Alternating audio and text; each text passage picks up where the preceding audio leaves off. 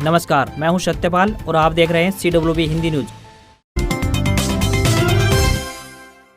हरियाणा में सीईटी परीक्षा को लेकर बड़ी खबर। हरियाणा एसएससी ने फिर बढ़ाई आवेदन करने की अंतिम डेट। हरियाणा कर्मचारी चयन आयोग ने कॉमन एलिजिबिलिटी टेस्ट यानी सीईटी के लिए आवेदन करने की अंतिम तिथि को एक बार फिर से बढ़ा दिया है। पहले आवेदन करने की अंतिम तिथि 20 मई 2022 थी और फीस भरने की अंतिम डेट 25 मई 2022 थी। अब आयोग ने सीईटी के लिए आवेदन करने की अंतिम तिथि 31 मई तक बढ़ाने का निर्णय लिया है और शुल्क जमा कराने की अंतिम तिथि 6 जून निर्धारित की है। मौसम की जानकारी। हरियाणा सहित कई राज्यों में बदला मौसम, भीषण गर्मी से मिलेगी राहत। वर्तमान में मरुस्थलीय पश्चिमी शुष्क गर्म हवाओं का प्रभाव मैदानी राज्यों खासकर राजस्थान, पंजाब, हरियाणा व एनसीआर, दिल्ली पर लगातार जारी है, जिससे संपूर्ण इलाके में तापमान में बढ़ोतरी देखने को मिल रही है। आने वाले दिनों में 21 से 24 मई के बीच प्री मानसून की गतिविधियां यानी हल्की बारिश, तेज गति से हवाएं चलने और अंधड़ या आंधी चलने की आदि शुरू होने से संपूर्ण इलाके में तापमान में गिरावट दर्ज की जाएगी। साथ ही साथ संपूर्ण हरियाणा, एनसीआर, दिल्ली में भीषण गर्मी और प्रचंड हीट वेव यानी लू से आमजन को राहत मिलती दिखाई देगी।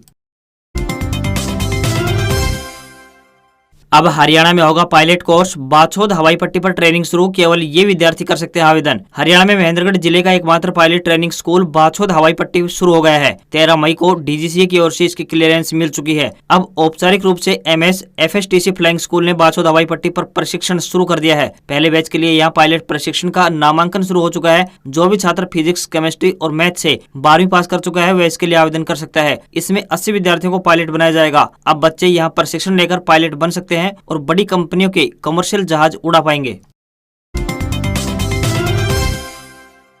रेवाड़ी के डीसी ने नायब तहसीलदार को लगाई लताड़, बोले पब्लिक टॉयलेट यूज करते समय मुझे शर्म नहीं आती, तुम्हें क्यों आती है। सार्वजनिक शौचालय की बदहाल व्यवस्था को सुधारने के लिए अधिकारियों को पब्लिक टॉयलेट यूज करने के निर्देश दे चुके डीसी अशोक कुमार गर्ग का पारा उस समय 7वें आसमान पर पहुंच गया जब तहसील के औचक निरीक्षण के दौरान उन्हें तहसीलदार के टॉयलेट का दरवाजा खुला मिला। वहाँ मौजूद नायब तहसीलदार भूप सिंह को कड़ी फटकार लगाते हुए कहा कि जब उन्हें खुद सार्वजनिक शौचालय यूज करने में शर्म महसूस नहीं होती तो आपको शर्म क्यों आती है। पदभार संभालने के बाद डीसी अशोक कुमार गर्ग पहली बार अचानक तहसील का निरीक्षण करने पहुंच गए। उन्होंने वहां मौजूद नायब तहसीलदार भूप सिंह से पेंडिंग इंतकाल के बारे में पूछा तो बताया गया कि लगभग 65 इंतकाल पेंडिंग है। इसके बाद डीसी ने आदेश दिए कि सभी पेंडिंग इंतकाल 3 दिन के अंदर रिकॉर्ड में चढ़ जानी चाहिए। उन्होंने कहा है कि तहसील कार्यालय में भ्रष्टाचार किसी भी सूरत में बर्दाश्त नहीं किया जाएगा। अधिकारी और कर्मचारी समय पर लोगों की काम करने की आदत डाल लें। ऐसा नहीं करने वाले अधिकारी और कर्मचारी के खिलाफ सख्त कार्रवाई की जाएगी।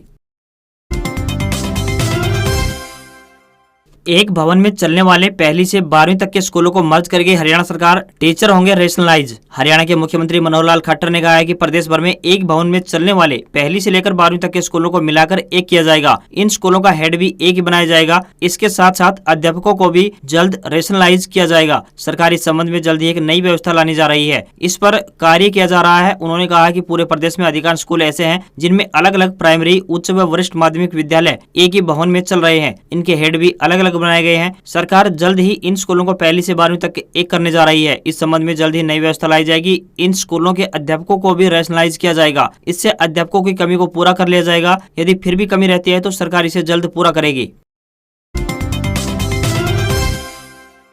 सीएम खट्टर ने लॉन्च किया पोर्टल, किसान स्वयं भर सकेंगे फसल नुकसान का ब्यौरा, 5 स्लैब में दिया जाएगा मुआवजा। शुक्रवार को हरियाणा के मुख्यमंत्री मनोहर लाल खट्टर ने ई फसल क्षतिपूर्ति नामक पोर्टल लॉन्च किया। इस पोर्टल के लॉन्च होने से अब किसान स्वयं अपनी फसल नुकसान का ब्यौरा भर पाएंगे। मुख्यमंत्री ने बताया कि इस पोर्टल के शुभारंभ के साथ ही यह फसल नुकसान की स्थिति में आवेदन, सत्यापन और मुआवजा प्रदान करने की प्रणाली में पारदर्शिता सुनिश्चित करने की दिशा में एक ऐतिहासिक कदम है। इससे पहले किसानों को फसल खराबे का मुआवजा मैनुअल दिया जा रहा है और सालों से चली आ रही मैनुअल मुआवजा प्रणाली को बदलते हुए अब इस पोर्टल के माध्यम से मुआवजा भी ऑनलाइन कर दिया गया है। मुख्यमंत्री ने कहा कि इस पोर्टल के माध्यम से मुआवजा राशि मेरी फसल मेरा ब्यौरा पोर्टल पर उपलब्ध करवाई गई काश्तकार के सत्यापित खाते में सीधे जमा करवाई जाएगी। इसके लिए किसानों को मेरी फसल मेरा ब्यौरा पोर्टल के अलावा और कहीं भी पंजीकरण करने की आवश्यकता नहीं है। बर्थ सर्टिफिकेट अपडेट, अब घर बैठे बनवा सकते हैं जन्म प्रमाण पत्र। हरियाणा सरकार द्वारा जन्म प्रमाण पत्र के लिए ऑनलाइन पोर्टल बनाया गया है जिस पर कोई भी व्यक्ति अपने घर बैठे जन्म प्रमाण पत्र बनवा सकता है। कैथल के उपायुक्त प्रदीप दहिया ने बताया कि जन्म प्रमाण पत्र एक महत्वपूर्ण दस्तावेजों में शामिल है। हरियाणा में जन्म प्रमाण पत्र के लिए कोई भी व्यक्ति पोर्टल पर ऑनलाइन पंजीकरण कर सकता है। उन्होंने बताया कि जब भी किसी व्यक्ति के पास आधार कार्ड या फिर पहचान पत्र नहीं होता है तो वह व्यक्ति जन्म प्रमाण पत्र को दस्तावेज के रूप में काम में ले सकता है। केंद्र सरकार के नियम के अनुसार अधिनियम 1996 के तहत हर व्यक्ति का जन्म प्रमाण और फिर उसकी मृत्यु के बाद मृत्यु प्रमाण पत्र होना जरूरी है। बच्चे के जन्म के 21 दिनों के अंदर अंदर जन्म प्रमाण पत्र के लिए व्यक्ति को आवेदन कर सकता है, जिससे जन्म प्रमाण बनने में कम समय लगता है और जब काफी ज्यादा समय निकल जाता है तो उसके बाद जन्म प्रमाण पत्र के लिए काफी समय लग जाता है। Haryana panchayat election update. पंचायत चुनाव में इन लोगों को लगेगा झटका, नहीं डाल पाएंगे वोट। जिस व्यक्ति ने अभी तक विधानसभा चुनाव के लिए अपनी वोट नहीं बनवाई है वह पंचायत इलेक्शन में भी मत नहीं डाल पाएगा। अब वोट बनवाने के लिए उसे अपने खंड विकास एवं पंचायत अधिकारी कार्यालय जाने की भी आवश्यकता नहीं है, क्योंकि ऐसा कोई प्रावधान नहीं है कि पंचायत विभाग पंचायती राज संस्थाओं के चुनाव को लेकर अलग से वोटर लिस्ट तैयार करता हो। विभाग सिर्फ विधानसभा की सूचियों के आधार पर अपनी मतदाता सूची बनाता है। इस सूची में जिसका नाम होगा वही पंचायत चुनाव में मत डाल सकेगा। वोटर लिस्ट का अंतिम प्रकाशन 22 जुलाई को करवा दिया जाएगा।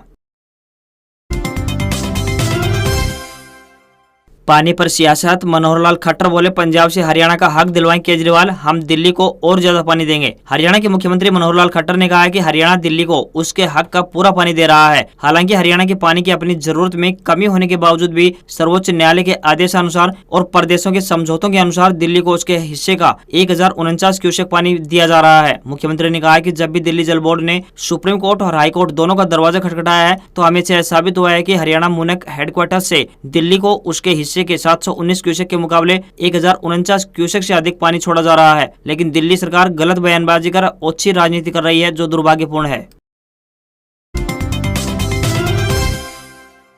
खेत में वाटर टैंक बनवाने पर 85% सब्सिडी दे रही है सरकार, फटाफट उठाएं योजना का लाभ। प्रदेश सरकार द्वारा हर खेत तक पानी पहुंचाने के उद्देश्य के चलते सूक्ष्म सिंचाई व फव्वारा पद्धति के लिए खेतों में सामुदायिक व व्यक्तिगत स्तर पर जल संग्रह के लिए टैंकों का निर्माण करवाया जाएगा। इस योजना को ऑन फार्म तालाब नीति का नाम दिया गया है। इस योजना का लाभ पहले आओ पहले पाओ के आधार पर मिलेगा। सामुदायिक योजना के तहत 85% तथा व्यक्तिगत पर 70% की सब्सिडी प्रदान की जाएगी। उल्लेखनीय है कि आमतौर पर नहर से दूर के क्षेत्र या फिर रेतीली कृषि योग्य भूमि सिंचाई से वंचित रह जाती है। प्रत्येक खेत तक पानी पहुंचाने को लेकर सरकार ने ऑन फार्म तालाब नई योजना शुरू की है। सिंचाई के लिए सोलर सिस्टम लगाया जाएगा।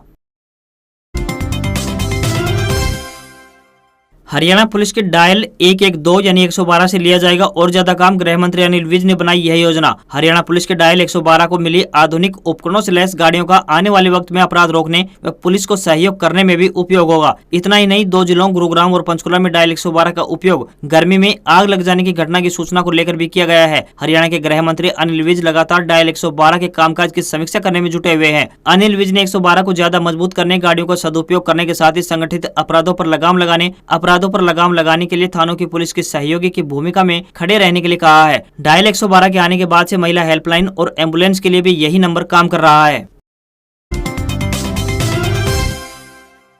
बैंकों से पैसे निकलवाने के आ गए नए नियम, जानिए अब कैसे निकलेंगे पैसे। बैंक और पोस्ट ऑफिस से पैसे निकलवाने के लिए नए नियम आ गए हैं। अगर आप भी बड़े ट्रांजैक्शन करते हैं तो पहले ये खबर जरूर देख लें। सरकार ने अब पोस्ट ऑफिस और बैंक में ट्रांजैक्शन के नियमों में बदलाव कर दिया है। अब नए नियमों के अनुसार अगर कोई व्यक्ति किसी एक वित्त वर्ष में बैंक या फिर पोस्ट ऑफिस में 20 लाख रुपए या इससे ज्यादा की नकदी जमा करता है तो उसे पैन और आधार देना अनिवार्य होगा। आपको बता दें कि नए नियम 26 मई से लागू होंगे। इस कदम के बाद से ज्यादा लोगों को टैक्स के दायरे में आएंगे, यानी इससे टैक्स की चोरी पर लगाम लगेगा। अगर कोई करंट अकाउंट खोलता है तो उसके लिए भी पैन कार्ड अनिवार्य कर दिया गया है। डेरा सच्चा सौदा प्रमुख गुरमीत सिंह की बेटी अपने परिवार सहित बुधवार को विदेश के लिए रवाना हो गई। परिवार के सदस्यों ने नम आंखों से विदाई दी। बच्चों की पढ़ाई के लिए डेरा प्रमुख ने परिवार के सदस्यों को विदेश जाने की अनुमति देने के बाद अब सदस्य जाना शुरू हो गए हैं। बुधवार को डेरा मुखी की बेटी अमरप्रीत, दामाद रूहे मीत और दोहता अफसाना मीत विदेश के लिए रवाना हो गई। दिल्ली एयरपोर्ट तक छोड़ने के लिए डेरा मुखी के बेटे जसमीत इंसा और दामाद शान मीत गए। जाने से पहले परिवार के सदस्यों ने डेरा प्रमुख की माता नसीब कौर इंसा और परिवार के अन्य सदस्यों से औपचारिक विदाई ली। गले मिलकर परिवार ने विदा किया। अभी तक केवल बेटी अमरप्रीत का परिवार ही रवाना हुआ है। इसके बाद अन्य सदस्य भी विदेश जाएंगे।